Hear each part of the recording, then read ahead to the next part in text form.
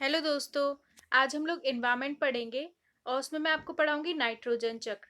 इससे पहले हम अपना आज का फैक्चुअल क्वेश्चन देखते हैं। 9 जनवरी को होता है NRI day. Full form NRI का होता है नॉन रेसिडेंट इंडियन, प्रवासी भारतीय दिवस। तो देखिए 9 जनवरी को ही ना गांधी जी भी दक्षिण अफ्रीका से मुंबई आए थे, इसलिए भी मनाया जाता है। जो अमेरिका है उधर पे जो मतलब इंडियंस है एनआरआई, वो काफ़ी सक्सेसफुल हैं, तो वो यहाँ इंडिया की तरफ आकर्षित हो, यहाँ पे इन्वेस्ट करें, इंडिया में टूरिज्म बढ़े। तो इसलिए उनको मतलब आकर्षित करने के लिए एक तरीके से है प्रवासी भारतीय दिवस। प्रवासी भारतीयों को भारत के बारे में और बताया जाता है।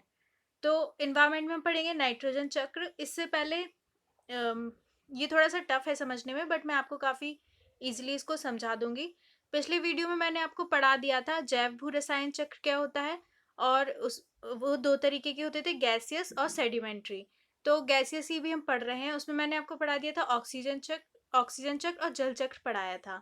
तो जैव भू रसायन चक्र क्या होता है, मैंने बताया था जिस माध्यम से न्यूट्रिएंट्स और जो केमिकल होते हैं, तो वो एक जगह से दूसरी जगह, दूसरी जगह से तीसरी जगह एक चक्र में घूमते रहते हैं, उसी को ही कहते हैं जैव भू रसायन चक्र। ठीक है, उनका जैविक और अजैविक घटकों में प्रवाह होता रहता है। तो अब देखते हैं नाइट्रोजन चक्र क्या होता है। देखिए, जो हमारी ऊपर का वायुमंडलीय गैसें होती है ना, मतलब हमारे ऊपर बहुत सारी गैसेस, जो हवा होती है उसमें बहुत सारी गैसेस होती हैं। उनमें क्या होता है, जो नाइट्रोजन है ना वो सबसे ज्यादा होता है गैस में। 78% नाइट्रोजन होता है टोटल गैस में, सोचिए। लेकिन अब आपको पता है इतनी नाइट्रोजन होने के बाद भी जो पौधे होते हैं ना वो डायरेक्ट नाइट्रोजन गैस यूज नहीं कर सकते अपने लिए। मतलब कैसे, देखिए, समझाने के लिए आपको मैं बताती हूँ। मान लीजिए करेला है, ठीक है। करेला आप उसे कच्चा नहीं खा सकते, बहुत कड़वा होता है। लेकिन आप उसकी सब्जी बन जाती है तो थोड़ा कम कड़वा लगता है, तो आप उसे खा सकते हैं। तो इसी तरीके से क्या होता है, पौधे जो होते हैं वो डायरेक्ट नाइट्रोजन यूज नहीं कर सकते। लेकिन जब वो नाइट्रेट बन जाता है तो वो उसको यूज कर लेते हैं अपने लिए। तो ये कैसे होता है नाइट्रोजन चक्र, ये देखते हैं। देखिए, अधिकांश जीवों द्वारा नाइट्रोजन के गैसीय रूप का उपयोग करना संभव नहीं हो पाता। मैंने आपको बताया कि अधिकांश जो जीव होते हैं, पौधे होते हैं, वो नाइट्रोजन को डायरेक्ट गैसीय रूप में अपने खाने के लिए यूज नहीं कर सकते। समझने के लिए मैं इजी लैंग्वेज बोलती हूँ।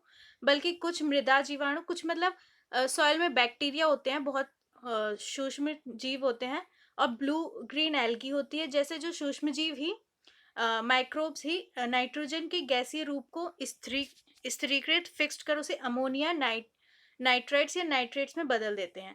देखिए क्या होता है ना, मिट्टी में कुछ तरह बैक्टीरिया होते हैं, ठीक है। कुछ बैक्टीरिया होते हैं, वो क्या करते हैं, नाइट्रोजन का जो गैसीय रूप होता है उसको फिक्स कर देते हैं, फिक्स करके उसे अमोनिया या नाइट्रेट्स में बदल देते हैं। ठीक है, जैसे मैंने आपको बताया कि अपन डायरेक्ट करेला नहीं खा सकते, कच्चा बहुत कड़वा लगेगा, लेकिन अपन जब उसकी सब्जी बन जाती है तो खा लेते हैं। इसी तरह जो जीव होते हैं, पेड़ होते हैं, वो नाइट्रोजन डायरेक्ट गैस को नहीं ले सकते, लेकिन जब उसको उसका फिक्सेशन हो जाता है, जो समझ लीजिए जो माइक्रोब्स होते हैं, जो बैक्टीरिया होंगे, वो उसके लिए खाना बना देंगे, उसको मतलब चेंज कर देंगे अमोनिया में, नाइट्रेट्स में कि अब तुम यूज कर लो। ठीक है, तब जाकर पौधे इन्हें ग्रहण कर पाते हैं, तो इसके बाद इन्हें पौधे इन्हें ले लेते हैं अपने यूज में। तो देखिए,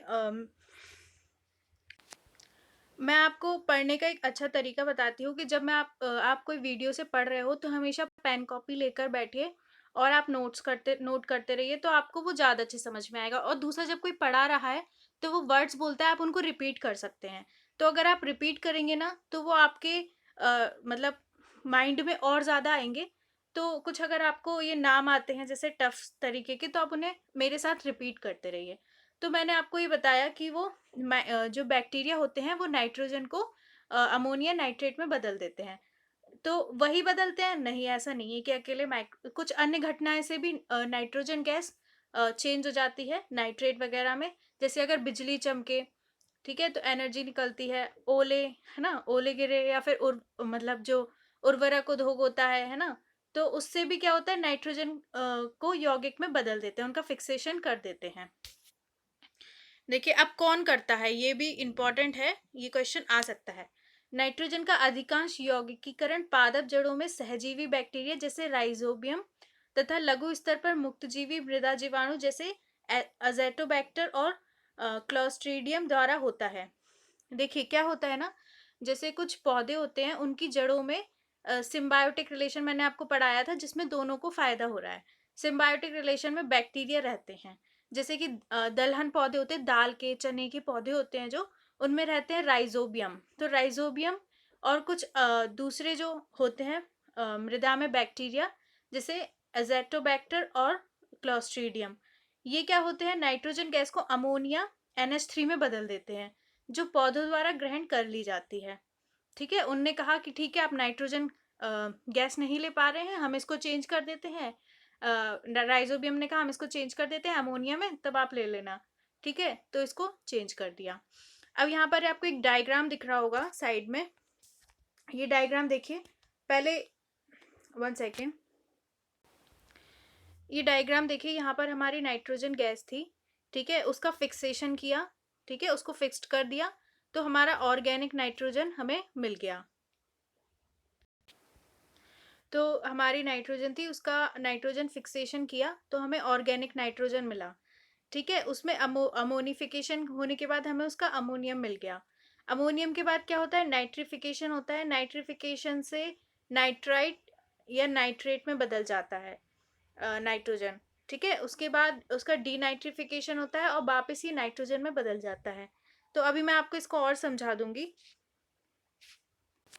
देखिए कुछ पौधे हो गए वो कहेंगे कि हम सीधे अमोनिया भी नहीं ले सकते, मतलब कुछ पौधे तो नाइट्रोजन गैस नहीं ले पा रहे थे, तो जो राइजोबियम था उसने कहा कि अमोनिया में बदल देते हैं। तो पर क्या होता है ना कि कुछ पौधे अमोनिया को भी सीधे नहीं ले सकते, ग्रहण कर सकते।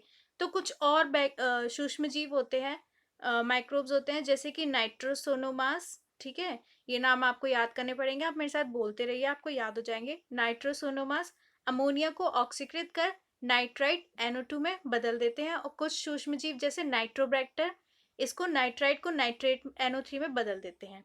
ठीक है, अब क्या हो गया कि जो राइजोबियम था उसने नाइट्रोजन गैस को अमोनिया में बदल दिया, लेकिन अब आगे नाइट्रोसोनोमास, ठीक है, उन्होंने बोला हम जो अमोनिया है उसको हम नाइट्राइट में बदल देंगे। तो अब क्या हुआ कि अमोनिया से नाइट्राइट में बदल गए। फिर कुछ बैक्टीरिया उन्होंने कहा जैसे कि नाइट्रोबैक्टर, उनने कहा हम नाइट्राइट को भी नाइट्रेट में बदल देंगे।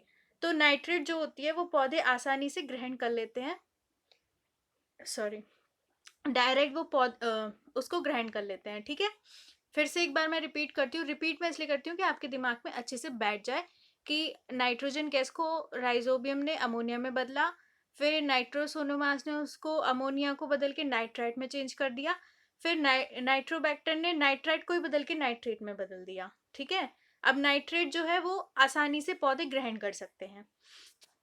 पौधे इन नाइट्राइटों को अमीनो एसिड में बदल देते हैं, जिसका बहुलक प्रोटीन का निर्माण करता है। यह प्रोटीन विभिन्न जीवधारियों के शरीर में पहुंचता है, बाद में प्रोटीन पुनः अमोनिया के रूप में मिट्टी को प्राप्त हो जाता है, मतलब इसके अमीनो एसिड्स बन जाते हैं, फिर उससे प्रोटीन का निर्माण होता है, और जब मतलब वो जीव मर गए तो उनका डिकम्पोजिशन होगा और दोबारा से वो मिट्टी में अमोनिया के रूप में मिल जाएंगे।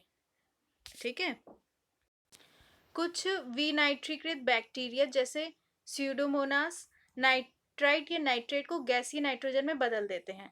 मतलब पहले तो इतनी मेहनत करी नाइट्रेट में बदलने को, फिर कुछ बैक्टीरिया और होते हैं वो विनाइट्रीकरण करते हैं, और स्यूडोमोनास जो होता है ना, ऐसा बैक्टीरिया, वो नाइट्राइट को नाइट्रेट में सॉरी नाइट्राइट या नाइट्रेट को गैसीय नाइट्रोजन में वापस बदल देता है। तो देखा, गैस थी, फिर अलग अलग बदल के फिर वो वापस गैस में आ गई, नाइट्रोजन गैस में। वर्तमान में मानवीय गतिविधियों द्वारा नाइट्रोजन चक्र असंतुलित हो गया है। अब देखिए इतना पॉल्यूशन हो गया है कि ये जो चक्र जो नेचुरली चलते थे, अब वो असंतुलित हो गए हैं और सबके लिए हानिकारक हो गए हैं, जिससे कई समस्याएं भी आ रही हैं, जैसे सुपोषण, यूट्रोफिकेशन मैं आपको पढ़ा चुकी हूँ। एल्कर ब्लूम मैंने इसी में आपको बताया था, वो वाला वीडियो देख लीजिए अगर आपने नहीं देखा है। अम्ल वर्षा आदि उत्पन्न हो रही है इसी के कारण कि इतना इनका जो नेचुरल चक्र है वो खराब हो गया है। अब यहाँ पर एक क्वेश्चन है, जिस रूप में पौधे नाइट्रोजन प्राप्त करते हैं वह है ए नाइट्रिक ऑक्साइड, बी नाइट्रेट, सी अमोनिया, डी नाइट्राइट। तो इसका आंसर आप मुझे कमेंट बॉक्स में दीजिए, और आपको नहीं भी आता है तो आप मुझसे पूछ सकते हैं बिना झिझक के कि इसका आंसर क्या है, मैं आपको बता दूंगी। तो देखिए नाइट्रोजन चक्र क्या हुआ, पहले थी एक बार रिपीट कर देते हैं कि नाइट्रोजन गैस थी जिसे पौधे डायरेक्ट नहीं ले पा रहे थे। ठीक है, उसके बाद जो राइजोबियम था उसने नाइट्रोजन गैस को अमोनिया में बदला। ठीक है, फिर नाइट्रोसोनोमास ने अमोनिया को नाइट्राइट में बदला, मतलब थोड़ा लंबा नेम हो गया। उसके बाद एक छोटा नाइट्रेट नाम। ठीक है, थोड़ा सा आपको ट्रिक से उसको याद करना पड़ेगा। उसके बाद जो नाइट्रोबैक्टर था उसने नाइट्राइट को भी नाइट्रेट में बदल दिया। ठीक है, उसके बाद वो जीवों में आ गया। उसके बाद जब वो जीव मरते हैं, उनका डिकम्पोजिशन होता है तो वापस अमोनिया के रूप में मिट्टी में चला जाता है। उसके बाद विनाइट्रीकरण होता है उसका, और जो स्यूडोमोनास होते हैं वो नाइट्रेट को वापस गैस में बदल देते हैं। तो इस तरीके से एक नाइट्रोजन चक्र पूरा चलता है। फ्रेंड्स, अगर आपको कोई भी डाउट है, आपको कुछ तैयारी से रिलेटेड पूछना है या कुछ और समस्या है, पढ़ाई से रिलेटेड कुछ पूछना है, तो आप मुझसे बेझिझक पूछ सकते हैं। I love to help people. And इस वीडियो को हो सके तो और लोगों के साथ शेयर करिए ताकि और लोगों की भी हेल्प हो जाए। And thank you so much. आप मुझे ये भी बता दीजिए करिए कि आपको वीडियोस कैसे लगते हैं, और अगर कोई इसमें इम्प्रूवमेंट हो सकता है तो वो भी मुझे आप बता सकते हैं। Thank you.